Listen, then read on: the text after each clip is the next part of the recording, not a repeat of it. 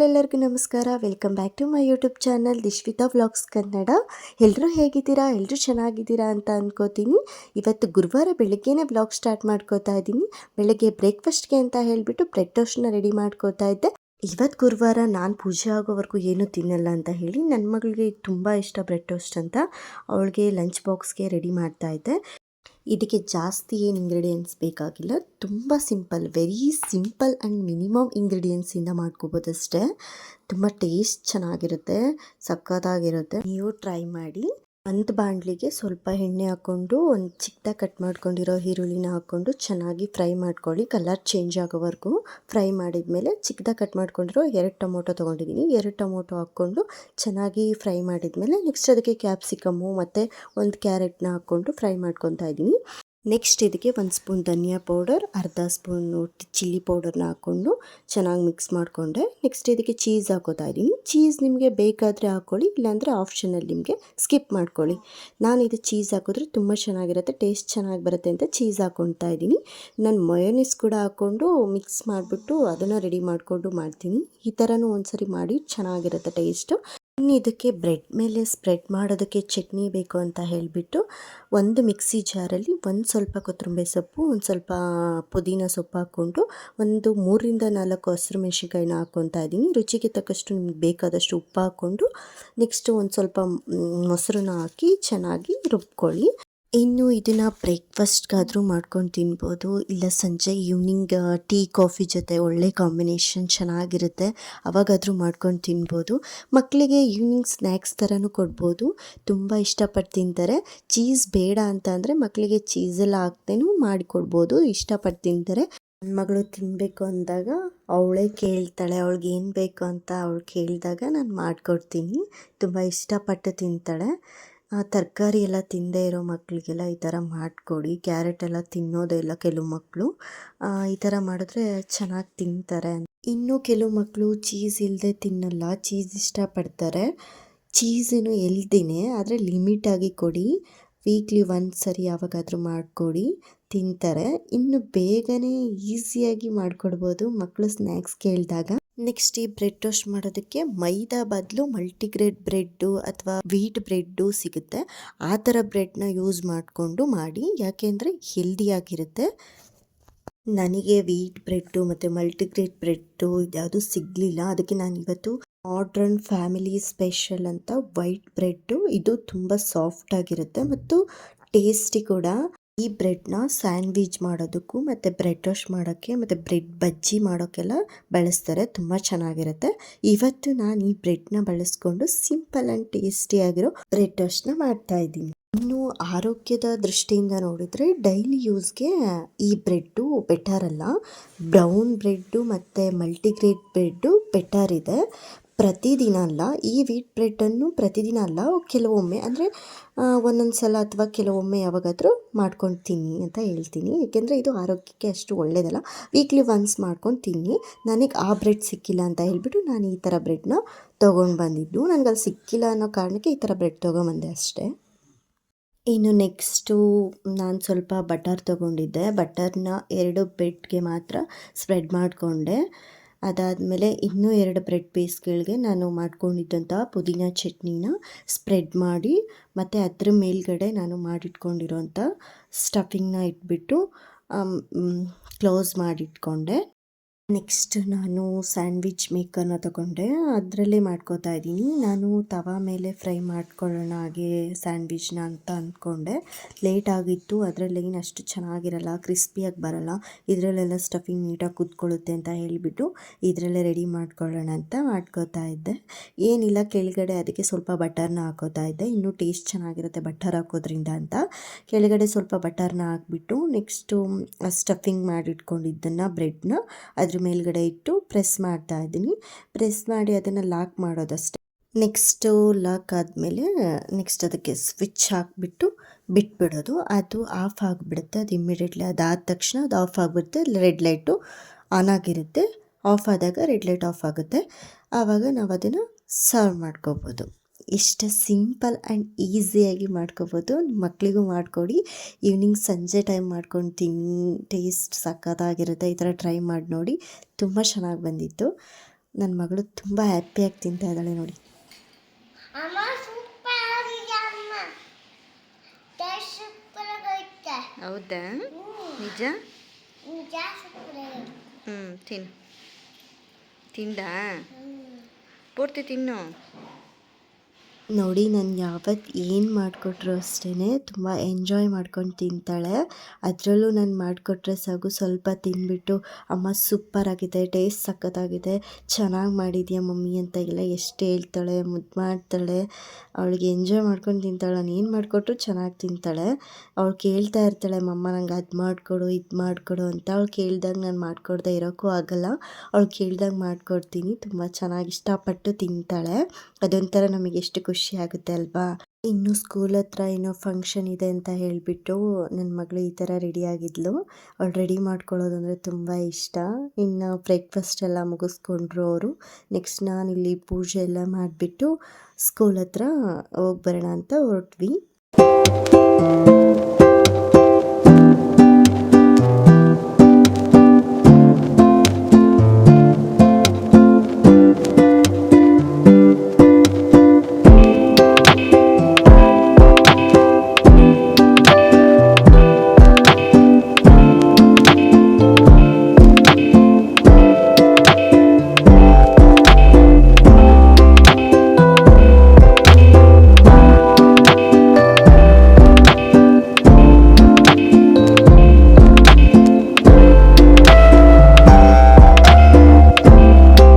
ಪೂಜೆ ಮಾಡಿಬಿಟ್ಟು ನಾವು ಸ್ಕೂಲ್ ಹತ್ರ ಹೊರಟ್ವಿ. ಇವತ್ತು ಬೇರೆ ಸೆಕ್ಷನ್ ಅವ್ರದ್ದು ಸ್ಟೋರಿ ಟೆಲ್ಲಿಂಗ್ ಕ್ಲಾಸ್ ಇದೆ ಅಂತ ಹೇಳಿ ಇವ್ರಿಗೆ ವೆಲ್ಕಮ್ ಡ್ಯಾನ್ಸ್ ಕೊಟ್ಟಿದ್ದರು. ಮಿಸ್ ಬೇಗ ಬಿಡ್ತಾರೆ, ಕರ್ಕೊಂಡು ಹೋಗ್ಬಿಡಿ ನೀವೇ ಅಂತ ಹೇಳಿದರು. ಹಾಗಾಗಿ ನಾವೇ ಹೋಗ್ಬಿಟ್ಟು ಕರ್ಕೊಂಡು ಬರೋಣ ಅಂತ ಹೋಗಿದ್ವಿ. ಅಮ್ಮದು ಡ್ಯಾನ್ಸ್ ಮುಗಿದ್ಮೇಲೆ ಮನೆ ಹತ್ರ ಕರ್ಕೊಂಡು ಬಂದ್ವಿ. ಭಾನುವಾರ ಮಾಡ್ಕೊಂಡಿರೋ ವ್ಲಾಗ್ನು ಕಂಟಿನ್ಯೂ ಮಾಡ್ತಾ ಇದ್ದೀನಿ. ಇನ್ನು ಇವತ್ತು ಚಿಕನ್ ಬಿರಿಯಾನಿ ತಿನ್ನಬೇಕು ಅಂತ ಅವ್ರ ಪಪ್ಪನ ಕೇಳ್ತಾ ಇದ್ಲು. ಅದಕ್ಕೆ ಹೊರ್ಗಡೆ ಎಲ್ಲ ತಂದು ಮಾಡೋದಕ್ಕೆ ಇನ್ನೂ ಮನೇಲೇ ಮಾಡಿಕೊಡೋಣ ಅಂತ ಅವರಪ್ಪ ಚಿಕನ್ ತೊಗೊಂಬರ್ತೀನಿ ಅಂತ ಹೇಳಿದರು. ನಾನೇ ಬಿರಿಯಾನಿ ಮಾಡಿಕೊಡ್ತೀನಿ ಇವತ್ತು ಅಂತ ಹೇಳಿ, ನೀನು ಕಬಾಬ್ ಮಾಡಿಕೊಡು ಅಂತ ಹೇಳಿದರು. ಸರಿ ಅಂತ ಹೇಳಿ ಮನೇಲೇ ಮಾಡ್ತಾಯಿದ್ದೀನಿ. ಇನ್ನು ಇದಕ್ಕೆ ಏನೇನು ಬೇಕು ಅಂದರೆ ಚಿಕನ್ನ ತೊಗೊಂಡಿದ್ದೀನಿ. ಚಿಕನ್ನ ನೀಟಾಗಿ ತೊಳೆದ್ಬಿಟ್ಟು ಎತ್ತಿಟ್ಕೊಂಡೆ. ನೆಕ್ಸ್ಟು ಒಂದು ಪಾತ್ರೆಗೆ ಚಿಕನ್ ಪೌಡರ್ನ ಕಬಾಬ್ ಪೌಡ್ರ್ ಹಾಕೋತಾ ಇದ್ದೀನಿ. ನೆಕ್ಸ್ಟ್ ಒಂದು ಮೊಟ್ಟೆನ ಒಡೆದ್ಬಿಟ್ಟು ಹಾಕ್ಕೊಂಡೆ. ನೆಕ್ಸ್ಟ್ ಅದಕ್ಕೆ ಒಂದೇ ಒಂದು ಸ್ಪೂನಷ್ಟು ಖಾರದ ಪುಡಿ ಹಾಕ್ಕೊಂಡಿದ್ದೀನಿ. ನಿಮಗೆ ರುಚಿಗೆ ಎಷ್ಟು ಬೇಕೋ ಅಷ್ಟು ರುಚಿಗೆ ತಕ್ಕಷ್ಟು ಸ್ವಲ್ಪ ಉಪ್ಪು ಹಾಕ್ಕೊಂಡಿದ್ದೀನಿ, ಒಂದು ಸ್ಪೂನ್ ಹಾಕ್ಕೊಂಡಿದ್ದೀನಿ. ನೆಕ್ಸ್ಟ್ ಗರಂ ಮಸಾಲೆ ಒಂದು 1/4 ಸ್ಪೂನು, ಶುಂಠಿ ಬೆಳ್ಳುಳ್ಳಿ ಪೇಸ್ಟ್ ಒಂದು ಸ್ಪೂನ್ ಹಾಕ್ಕೊಂಡಿದ್ದೀನಿ, ಅಕ್ಕಿ ಹಿಟ್ಟು ಒಂದು ಸ್ಪೂನು, ಕಾರ್ನ್ಫ್ಲೋರು ಒಂದು 1/2 ಸ್ಪೂನ್ ಹಾಕ್ಕೊಂಡಿದ್ದೀನಿ. ನೆಕ್ಸ್ಟ್ ಇದನ್ನೆಲ್ಲ ಚೆನ್ನಾಗಿ ಮಿಕ್ಸ್ ಮಾಡ್ಕೊತಾ ಇದ್ದೀನಿ. ಇದೆಲ್ಲ ಮಿಕ್ಸ್ ಮಾಡಿದ್ಮೇಲೆ ಸ್ವಲ್ಪ ನೀರು ಹಾಕ್ಕೊಂಡು ಮಿಕ್ಸ್ ಮಾಡಿಕೊಂಡೆ. ನೆಕ್ಸ್ಟ್ ಇನ್ನು ಚಿಕನ್ನ ತೊಳೆದಿಟ್ಟಿದ್ನಲ್ಲ ಅದನ್ನೆಲ್ಲ ಅದಕ್ಕೆ ಹಾಕ್ಬಿಟ್ಟು ಚೆನ್ನಾಗಿ ಮಿಕ್ಸ್ ಮಾಡ್ಕೊತಾ ಇದ್ದೀನಿ ಅಷ್ಟೇ. ಇದನ್ನು ಚೆನ್ನಾಗಿ ಮಿಕ್ಸ್ ಮಾಡಿದ್ದಾದಮೇಲೆ ಲಾಸ್ಟಿಗೆ ಒಂದು ನಿಂಬೆಹಣ್ಣ ಹಿಂಡಿ ನೆಕ್ಸ್ಟ್ ಅದನ್ನೆಲ್ಲ ನೀಟಾಗಿ ಮಿಕ್ಸ್ ಮಾಡಿ 1 ಅವರ್ ಆರ್ 2 ಅವರ್ನ ನಾನು ಫ್ರಿಡ್ಜಲ್ಲಿ ಮ್ಯಾರಿನೇಟ್ ಮಾಡೋಕ್ಕೆ ಇಟ್ಟಿದ್ದೆ. ಇನ್ನು ಅಪ್ಪು ಬಿರಿಯಾನಿ ಮಾಡ್ತೀನಿ, ಮಸಾಲೆನೆಲ್ಲ ರೆಡಿ ಮಾಡಿಕೊಡು ಅಂತ ಹೇಳಿದರು. ಅದಕ್ಕೆ ನಾನು ಮಸಾಲೆ ಏನೇನು ಬೇಕೋ ಅದನ್ನೆಲ್ಲ ಅವ್ರಿಗೆ ರುಬ್ಕೊಡ್ತಾ ಇದ್ದೀನಿ. ಒಂದು ಮಿಕ್ಸಿ ಜಾರ್ಗೆ 1-2 ಟೊಮೊಟೊನ ಕಟ್ ಮಾಡಿ ಹಾಕ್ಕೊತಾ ಇದ್ದೀನಿ. ಅದನ್ನೆಲ್ಲ ಚೆನ್ನಾಗಿ ಪೇಸ್ಟ್ ಮಾಡಿ ಅದನ್ನು ಸೈಡ್ಗೆ ಎತ್ತಿಟ್ಕೊಂಡೆ. ನೆಕ್ಸ್ಟು ಇನ್ನು ಅದೇ ಮಿಕ್ಸಿ ಜಾರ್ಗೆ ಒಂದು ಹಿಡಿ ಆಗೋಷ್ಟು ಕೊತ್ತಂಬರಿ ಸೊಪ್ಪು ಮತ್ತು ಪುದೀನ ಸೊಪ್ಪು ಜೊತೆಗೆ ಒಂದು ಹಿಡಿ ಒಂದು ಕೈ ಹಿಡಿ ಆಗೋಷ್ಟು ಹಾಕ್ಕೊಂಡು ನೆಕ್ಸ್ಟ್ ಅದಕ್ಕೆ ಒಂದು ಸಣ್ಣ ಇಂಚಷ್ಟು ಶುಂಠಿ ಹಾಕೋತಾ ಇದ್ದೀನಿ. ಒಂದು 4-5 ಹಸಿರು ಮೆಣಸಿನ್ಕಾಯಿನ ಹಾಕ್ಕೊಂಡು ಸ್ವಲ್ಪ ನೀರು ಹಾಕ್ಕೊಂಡು ಇದನ್ನು ಚೆನ್ನಾಗಿ ಗ್ರೈಂಡ್ ಮಾಡಿ ಎತ್ತಿಟ್ಕೊತಾ ಇದ್ದೀನಿ. ನೆಕ್ಸ್ಟ್ ಇನ್ನು ಅಪ್ಪು ಅಕ್ಕಿನೂ ತೊಳ್ಕೊಟ್ಬಿಡು ಅಂತ ಹೇಳಿದರು. ಹಾಗಾಗಿ ಅಕ್ಕಿನೂ ತೊಳ್ಕೊಡ್ತಾ ಇದ್ದೀನಿ. ಅಕ್ಕಿನ 2 ಲೋಟ ಹಾಕ್ಕೊಂಡಿದ್ದೀವಿ. ಮನೇಲಿ ಇಬ್ಬರೇ ಇರೋದ್ರಿಂದ ಜಾಸ್ತಿ ಮಾಡ್ಕೊಳಕ್ಕೆ ಹೋಗ್ತಾ ಇಲ್ಲ. ಅಕ್ಕಿ ಚಿಕ್ಕ ಲೋಟದಲ್ಲಿ ನಾನು ಅಕ್ಕಿನ 2 ಲೋಟ ಹಾಕ್ಕೊಂಡು ಚೆನ್ನಾಗಿ ತೊಳೆದು ಎತ್ತಿಟ್ಕೊತಾ ಇದ್ದೀನಿ. ನೆಕ್ಸ್ಟ್ ಇನ್ನು ಬಿರಿಯಾನಿ ಮಸಾಲೆ ಐಟಮ್ನೆಲ್ಲ ತೊಗೊಂಡಿದ್ದೀನಿ. 2 ಸ್ಟಾರ್ ಹೂವು, 3 ಚಕ್ಕೆ, 3 ಯಾಲಕ್ಕಿ, ಮರಾಠಿ ಮೊಗ್ಗು ಒಂದು, ಸ್ವಲ್ಪ ಕಸೂರಿ ಮೇಥಿ ಮತ್ತು ಇದು ಜಾವಿತ್ರಿ ಅಂತಲೇ ಹೇಳ್ತಾರೆ, ಇದು ಜಾಪತ್ರೆ ಅಂತಲೂ ಅಂತಾರೆ. 1-2 ಪೀಸು ಕಲ್ಲುವ ಮತ್ತು 1-2 ಪಲಾವ್ ಎಲೆ ತೊಗೊಂಡಿದ್ದೀನಿ. ಇನ್ನು ಅಪ್ಪು ಬಿರಿಯಾನಿ ಸ್ಟಾರ್ಟ್ ಮಾಡಿಕೊಂಡ್ರು. ಕುಕ್ಕರ್ನ ಇಟ್ಬಿಟ್ಟು ಒಂದು ಸ್ವಲ್ಪ ಎಣ್ಣೆ ಹಾಕ್ಕೊತಾ ಇದ್ದಾರೆ. ಆಯಿಲ್ ಹಾಕ್ಕೊಂಡು ಆಯಿಲ್ ಬಿಸಿ ಆದಮೇಲೆ ಒಂದು ಸ್ಪೂನ್ ಶುಂಠಿ ಬೆಳ್ಳುಳ್ಳಿ ಪೇಸ್ಟ್ ಹಾಕ್ಕೊಂಡು ಅದನ್ನೆಲ್ಲ ಚೆನ್ನಾಗಿ ಫ್ರೈ ಮಾಡ್ಕೋಬೇಕು. ಅದರ ಹಸಿ ಸ್ಮೆಲ್ಲೆಲ್ಲ ಹೋಗೋವರೆಗೂ ಚೆನ್ನಾಗಿ ಫ್ರೈ ಮಾಡಿದ್ಮೇಲೆ ಬಿರಿಯಾನಿ ಐಟಮ್ನೆಲ್ಲ ಈಗ ಹಾಕೋತಾ ಇದ್ದಾರೆ. ಅದೆಲ್ಲನೆಲ್ಲ ಹಾಕ್ಕೊಂಡಿದ್ಮೇಲೆ ನೆಕ್ಸ್ಟು ಚಿಕ್ಕದಾಗಿ ಕಟ್ ಮಾಡ್ಕೊಂಡಿರೋ ಒಂದು 2-3 ಈರುಳ್ಳಿನ ಹಾಕ್ಕೊಂಡಿದ್ದಾರೆ. ಅದನ್ನು ಹಾಕಿ ನೆಕ್ಸ್ಟ್ ಅದನ್ನು ಚೆನ್ನಾಗಿ ಫ್ರೈ ಮಾಡ್ಕೋಬೇಕು. ಅದು ಕಲರ್ ಚೇಂಜ್ ಆಗೋವರೆಗೂ ಫ್ರೈ ಮಾಡ್ಕೊಂಡ್ಮೇಲೆ 1-2 ಟೊಮೊಟೊ ರುಬ್ಕೊಂಡಿದ್ನಲ್ಲ ಆಗಲೇ ಅದನ್ನು ಕೂಡ ಹಾಕಿ ಇವಾಗ ಅದನ್ನು ಸ್ವಲ್ಪ ಹೊತ್ತು ಫ್ರೈ ಮಾಡ್ಕೋಬೇಕು. ಇದನ್ನು ಫ್ರೈ ಮಾಡಿದ್ಮೇಲೆ ನೆಕ್ಸ್ಟ್ ರುಬ್ಬಿಟ್ಕೊಂಡಿರೋಂಥ ಗ್ರೀನ್ ಪೇಸ್ಟ್ನ ಹಾಕ್ಕೊಂಡು ಅದನ್ನು ಚೆನ್ನಾಗಿ ಫ್ರೈ ಮಾಡ್ಕೋಬೇಕು. ಇದನ್ನು ಫ್ರೈ ಮಾಡಿದ್ಮೇಲೆ ಒಂದು 1/4 ಟೀ ಸ್ಪೂನಷ್ಟು ಅರಿಶಿನ ಹಾಕೋತಾ ಇದ್ದಾರೆ. ಈ ಅರಿಶಿನನೂ ಹಾಕಿ ನೆಕ್ಸ್ಟು ಅರ್ಧ ಸ್ಪೂನ್ ಗರಂ ಮಸಾಲೆ ಹಾಕ್ಕೊಂಡು ಚೆನ್ನಾಗಿ ಫ್ರೈ ಮಾಡ್ಕೋಬೇಕು. ಅದಾದಮೇಲೆ ಚೆನ್ನಾಗಿ ತೊಳೆದಿಟ್ಕೊಂಡಿರೋ ಚಿಕನ್ನ ಇವಾಗ ಸೇರಿಸ್ಕೊತಾ ಇದ್ದೀವಿ. ಚಿಕನ್ನೆಲ್ಲ ಹಾಕಿದ್ಮೇಲೆ ಸ್ವಲ್ಪ ಹೊತ್ತು ಫ್ರೈ ಮಾಡಿಬಿಟ್ಟು ಅದಾದಮೇಲೆ ಒಂದು ಅರ್ಧ ಸ್ಪೂನಷ್ಟು ಉಪ್ಪು ಹಾಕೋಬೇಕು. ಉಪ್ಪು ಹಾಕ್ಕೊಂಡು ಚೆನ್ನಾಗಿ ಫ್ರೈ ಮಾಡಿ ಒಂದು 10-15 ನಿಮಿಷ ಹಾಗೆ ಲೋ ಫ್ಲೇಮಲ್ಲೇ ಬಿಡಬೇಕು. ಅದೆಲ್ಲ ಎಣ್ಣೆ ಬಿಟ್ಕೊಳ್ಳೋವರೆಗೂ ಚೆನ್ನಾಗಿ ಬೇಯೋಕ್ಕೆ ಬಿಟ್ಬಿಡಬೇಕು ಲೋ ಫ್ಲೇಮಲ್ಲೇ. ಉಪ್ಪು ಹಾಕೋದ್ರಿಂದ ಚಿಕನ್ಗೆಲ್ಲ ಉಪ್ಪು ಚೆನ್ನಾಗಿ ಹತ್ತುತ್ತೆ ಅಂತ ಹೇಳಿ ಮುಂಚೆನೇ ಉಪ್ಪು ಹಾಕ್ಬಿಟ್ಟು ಬೇಯಿಸಿದ್ರೆ ಚೆನ್ನಾಗಿರುತ್ತೆ. ಇನ್ನು ನೆಕ್ಸ್ಟು ನಾವು ಎಷ್ಟು ಲೋಟ ಅಕ್ಕಿ ತೊಗೋತೀವೋ ಅಷ್ಟು ಲೋಟಕ್ಕೆ ನಾವು ಎಷ್ಟು ಬೇಕೋ ಅಷ್ಟು ನೀರು ಹಾಕೋತಾ ಇದ್ದೀವಿ. 2 ಲೋಟ ಅಕ್ಕಿ ತೊಗೊಂಡಿದ್ದರಿಂದ ನಾವು 4 ಲೋಟ ನೀರು ಹಾಕೋತಾ ಇದ್ದಾರೆ. 4 ಲೋಟ ನೀರನ್ನು ಹಾಕ್ಬಿಟ್ಟು ಚೆನ್ನಾಗಿ ಮಿಕ್ಸ್ ಮಾಡಿಕೊಂಡು ಬಿರಿಯಾನಿ ಪೌಡರ್ನ 1 ಪ್ಯಾಕೆಟ್ ಫುಲ್ ಹಾಕ್ಕೊಂಡು ಚೆನ್ನಾಗಿ ಮಿಕ್ಸ್ ಮಾಡ್ಕೊತಾ ಇದ್ದಾರೆ. ಟೇಸ್ಟ್ ಮಾಡಿಬಿಟ್ಟು ನೆಕ್ಸ್ಟು ಅದೆಲ್ಲ ಉಪ್ಪು ಖಾರ ಆಗಿದೆಯಾ ಅಂತ ಹೇಳಿ ಟೇಸ್ಟ್ ಮಾಡಿ ಮತ್ತೆ ಲಿಡ್ ಕ್ಲೋಸ್ ಮಾಡಿ ಒಂದು 10-15 ಮಿನಿಟ್ಸ್ ಮತ್ತೆ ಬೇಯೋದಕ್ಕೆ ಬಿಡ್ತಿದ್ರೆ ಒಂದು ಅರ್ಧ ಭಾಗದಷ್ಟು ಚಿಕನ್ನು ಅಲ್ಲೇ ಬೇಯಬೇಕು. ಚೆನ್ನಾಗಿ ಉಪ್ಪು ಖಾರ ಎಲ್ಲ ಹತ್ತಬೇಕು, ಹಂಗೆ ಬೇಯಿಸ್ಕೋಬೇಕು. ನೋಡಿ ಈ ಥರ ಎಲ್ಲ ಚೆನ್ನಾಗಿ ಸ್ವಲ್ಪ ಅರ್ಧ ಭಾಗ ಬೆಂದಿರಬೇಕು. ಅದಾದಮೇಲೆ ತೊಳೆದು ನೆನೆಸಿಟ್ಟಿರೋ ಅಂಥ ಅಕ್ಕಿನ ಹಾಕೋಬೇಕು. ಅದನ್ನು ಹಾಕಿ ಚೆನ್ನಾಗಿ ಮಿಕ್ಸ್ ಮಾಡಿಕೊಂಡು ಲಾಸ್ಟಿಗೆ ಒಂದು ಅರ್ಧ ಹೋಳು ನಿಂಬೆ ರಸನ ಸೇರಿಸ್ಕೋಬೇಕು. ಅದನ್ನು ಸೇರಿಸಿದಾದ್ಮೇಲೆ ಚೆನ್ನಾಗಿ ಮಿಕ್ಸ್ ಮಾಡಿಕೊಂಡು ನೀರಲ್ಲೇ ಒಂದು 80% ರೈಸ್ ಬೇಯೋ ಹಾಗೆ ಬಿಟ್ಬಿಡಬೇಕು. ಇವಾಗ ಇದನ್ನು ಬೆಂದಿದೆ ನೋಡಿ, ಈ ಥರ 80% ರೈಸು ಕುಕ್ ಆಗಿದೆ.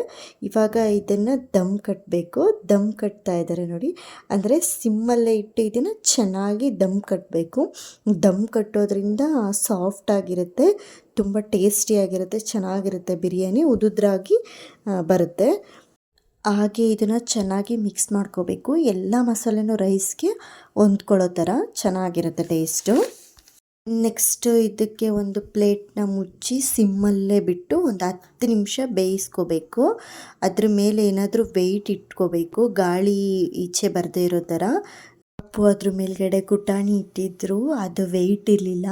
ಅದನ್ನು ತೆಗೆದುಬಿಟ್ಟು ಒಂದು ಬಟ್ಲಲ್ಲಿ ನೀರನ್ನ ತುಂಬಿ ಅದ್ರ ಮೇಲ್ಗಡೆ ಇಟ್ಟಿದ್ದು. ಅಪ್ಪು ಇವತ್ತು ಹೋಟೆಲ್ ಮತ್ತು ರೆಸ್ಟೋರೆಂಟ್ ಸ್ಟೈಲಲ್ಲಿ ನಾನು ಇವತ್ತು ಬಿರಿಯಾನಿ ಮಾಡಿಕೊಡ್ತೀನಿ, ಗ್ರೀನ್ ಕಲರ್ ಬಿರಿಯಾನಿ ಮಾಡ್ತೀನಿ ಅಂತ ಹೇಳಿದರು. ಟೇಸ್ಟ್ ಮಾತ್ರ ಸಖತ್ತಾಗಿ ಬಂದಿತ್ತು, ತುಂಬ ಚೆನ್ನಾಗಿತ್ತು. ಅವ್ರು ಹೇಳಿದ ಥರನೇ ಹೋಟೆಲ್ ಸ್ಟೈಲಲ್ಲೇ ಇತ್ತು ಬಿರಿಯಾನಿ. ಮಾತ್ರ ಒಂದ್ಸರಿ ಟ್ರೈ ಮಾಡಿ, ಸಖತ್ತಾಗಿ ಬಂದಿತ್ತು ಬಿರಿಯಾನಿ, ತುಂಬ ಚೆನ್ನಾಗಿತ್ತು. ಅಷ್ಟರೊಳಗಡೆ ಅಪ್ಪು ಮೊಸರು ಬಜ್ಜಿ ಎಲ್ಲ ರೆಡಿ ಮಾಡಿಕೊಂಡ್ರು. ನಾನು ಆವಾಗಲೇ ಸೌತೆಕಾಯಿ ಮತ್ತು ಈರುಳ್ಳಿ ಎಲ್ಲ ಕಟ್ ಮಾಡಿ ನಿಂಬೆಹಣ್ಣೆಲ್ಲ ಎತ್ತಿಟ್ಟಿದ್ದೆ. ನೆಕ್ಸ್ಟ್ ನಾನು ಮ್ಯಾರಿನೇಟ್ ಮಾಡಿಟ್ಟಿದ್ನೆಲ್ಲ ಚಿಕನ್ನ ತೆಗೆದು ಕಬಾಬ್ ಮಾಡ್ತಾಯಿದ್ದೆ. ನೆಕ್ಸ್ಟು ಕಬಾಬೂ ಸಖತ್ತಾಗಿ ಬಂದಿತ್ತು ಟೇಸ್ಟು. ಡಿಶ್ಶು ಆಲ್ರೆಡಿ ಹೊಟ್ಟೆ ಹಸಿತಾ ಇದೆ ಅಂತ ಹೇಳಿಬಿಟ್ಟು ಹಂಗೆ ಕಬಾಬ್ನೇ ತಿನ್ಕೋತಾ ಇದ್ಲು. ನೆಕ್ಸ್ಟ್ ಇಲ್ಲಿ ಬಿರಿಯಾನಿನೂ ರೆಡಿಯಾಗಿತ್ತು ನೋಡಿ, ಎಷ್ಟು ಸಖತ್ತಾಗಿತ್ತು ಬಿರಿಯಾನಿ ಅಂದರೆ ಸೂಪರಾಗಿತ್ತು. ಒಂದು ಸ್ವಲ್ಪ ತಳ ಹಿಡ್ದಿರಲಿಲ್ಲ, ಎಂಥದ್ದು ಇಲ್ಲ, ಸಖತ್ತಾಗಿತ್ತು. ಬಿರಿಯಾನಿ ಮಾಡೋದಕ್ಕೆ ಒಂದು 45 ಮಿನಿಟ್ಸ್ ಆರ್ 50 ಮಿನಿಟ್ಸ್ ಬೇಕೇ ಬೇಕು ಟೈಮ್ ಅಂತೂ. ನೋಡಿ ಎಷ್ಟು ಚೆನ್ನಾಗಾಗಿದೆ ಗೊತ್ತಾ, ರೈಸ್ ಮಾತ್ರ ಉದುದ್ರಾಗಿ ತುಂಬ ಚೆನ್ನಾಗಿ ಬಂದಿತ್ತು. ಟೇಸ್ಟ್ ಕೂಡ ಅಷ್ಟೇ ತುಂಬ ಚೆನ್ನಾಗಿತ್ತು. ಹೋಟೆಲ್ಗಳಲ್ಲೆಲ್ಲ ತಿಂತೀವಲ್ಲ ಸೇಮ್ ಅದೇ ಥರನೇ ಇತ್ತು, ಸಖತ್ತಾಗಿ ಬಂದಿತ್ತು ಹೇಳಬೇಕು ಅಂತಂದರೆ. ನೀವು ಒಂದ್ಸಲ ಟ್ರೈ ಮಾಡಿ ಫಿದಾ ಆಗೋಗ್ಬಿಡ್ತೀರ. ಸಖತ್ತಾಗಿತ್ತು ಟೇಸ್ಟ್ ಮಾತ್ರ. ಹೋಟೆಲಲ್ಲಿ ತಂದು ತಿನ್ನೋದಕ್ಕಿಂತ ಮನೇಲೇ ಮಾಡ್ಕೊಂಡು ತಿನ್ಬೋದು ಅಂತೀರಾ, ಸಖತ್ತಾಗಿರುತ್ತೆ ಟೇಸ್ಟು. ಇನ್ನೂ ದಿಶು ಹೊಟ್ಟೆ ಹಚ್ಕೊಂಡಿದ್ಲು, ಅವಳಿಗೆ ಊಟ ಬಡಿಸ್ದೆ. ಅವಳು ಆದಷ್ಟು ಅವಳೊಬ್ಳಿಗೆ ಊಟ ಮಾಡೋದಕ್ಕೆ ಬಿಡ್ತೀನಿ. ಇವಾಗಿಂದ ರೂಢಿ ಆದರೆ ಒಬ್ಬಳೇ ಊಟ ಮಾಡ್ತಾಳೆ ಅಂತ. ಇಲ್ಲ ಅಂತ ಅಂದರೆ ನನ್ನೇ ಊಟ ಮಾಡಿಸು ಅಂತ ಕೇಳ್ತಾಳೆ. ಆ ಥರ ಅಭ್ಯಾಸ ಬಿಡಿಸೋಣ ಅಂತ ಹೇಳಿಬಿಟ್ಟು ತಟ್ಟೆಯಲ್ಲಿ ಹಾಕ್ಕೊಟ್ಬಿಟ್ಟು ಕುಂಡಿಸ್ಬಿಡ್ತೀನಿ. ಅವಳೇ ಊಟ ಮಾಡ್ತಾಳೆ. ಮೊಸರಿಲ್ಲದ ಊಟನೇ ಮಾಡೋದಿಲ್ಲ ಅವಳು. ಪ್ರತಿಯೊಂದು ಊಟದಲ್ಲೂ ಮೊಸರು ಇರಲೇಬೇಕು. ಅವಳು ಬೇರೆ ಏನು ಕೊಟ್ಟಿಲ್ಲ ಅಂತಂದ್ರೂ ಪರವಾಗಿಲ್ಲ, ಮೊಸರು ಕೊಟ್ಟರೆ ಮಾತ್ರ ಹೊಟ್ಟೆ ತುಂಬ ಊಟ ಮಾಡ್ತಾಳೆ. ಅನ್ನ ಮೊಸರು ಆದರೂ ಚೆನ್ನಾಗಿ ಊಟ ಮಾಡ್ತಾಳೆ. ಇನ್ನೂ ಟೇಸ್ಟ್ ಸಖತ್ತಾಗಿದೆ ಅಂತ ಹೇಳ್ತಾ ಇದ್ದಾಳೆ. ಇನ್ನು ನಾವೆಲ್ಲ ಊಟ ಮಾಡಿದ್ವಿ. ಇದಾಗಿತ್ತು ಇವತ್ತಿನ ವಿಡಿಯೋ. ಇನ್ನೂ ಯಾರೆಲ್ಲ ನನ್ನ ಚಾನಲ್ನ ನೋಡ್ತಾ ಇದ್ದೀರೋ ಪ್ಲೀಸ್ ಸಬ್ಸ್ಕ್ರೈಬ್ ಮಾಡ್ಕೊಂಡು ನೋಡಿ, ಲೈಕ್ ಮಾಡಿ, ಸಪೋರ್ಟ್ ಮಾಡಿ.